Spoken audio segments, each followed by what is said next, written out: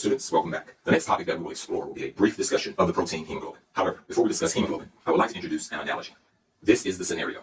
A group of college students are going to have a party at their home. They've invited all of their friends, and so they're hoping that the party will be a success. The first thing that I'm going to do is draw all of the components of the party. I'm going to have a house, I'm going to have cars driving by the house, I'm going to have music, and I'm going to have individuals coming into the house to be a part of the party. And so let's draw those components now.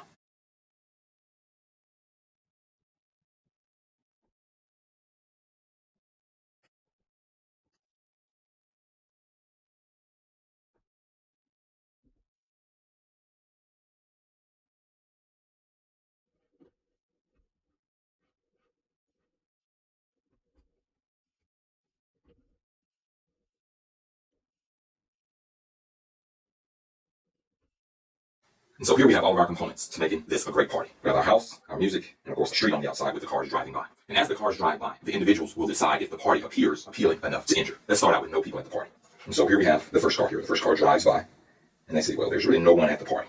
And so these individuals decide, well, I'm not going to go to this party. That doesn't look like it's going to be a good party. Now let's say there's a second car. These individuals drive by, and they decide to themselves, let's give the party a chance. And one person decides to go to the party. Then a third car comes by. This individual says, well, there's only one person at this party. I'm not going to attend. Fourth car drives by.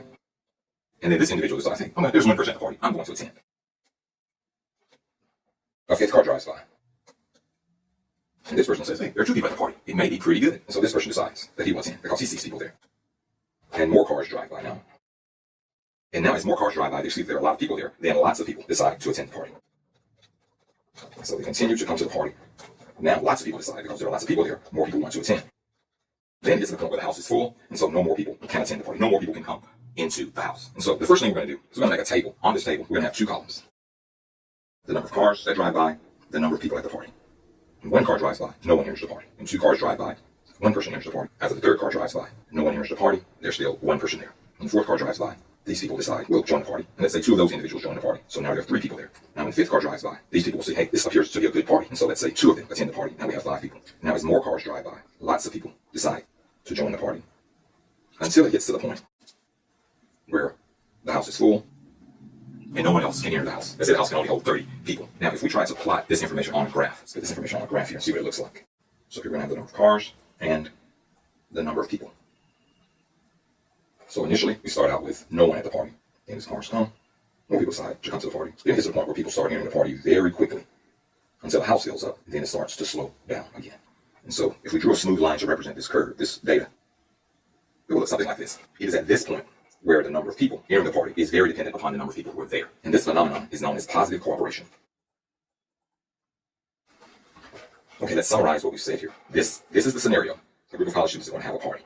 As the cars drive by and see the people at the party, the individuals will determine if they're going to attend the party based on the number of people who are there. The more people who are there, the more later people will attend the party. We've placed this data in a table and we've graphed the data. And as you can see, if there are a few cars and a few people at the party, few decide to attend. But as more people attend the party, that causes later people who drive by to want to attend the party. And so the number of people who attend the party is going to be dependent upon the number of people who are at the party. This is called positive cooperation. This analogy is very closely related to how hemoglobin binds to oxygen, and we'll see that in the next lecture. I hope that this analogy makes sense, because if you can understand this one, you can understand the most difficult concept associated with the binding of oxygen to hemoglobin. That concludes this lecture. I hope that you've learned a great deal.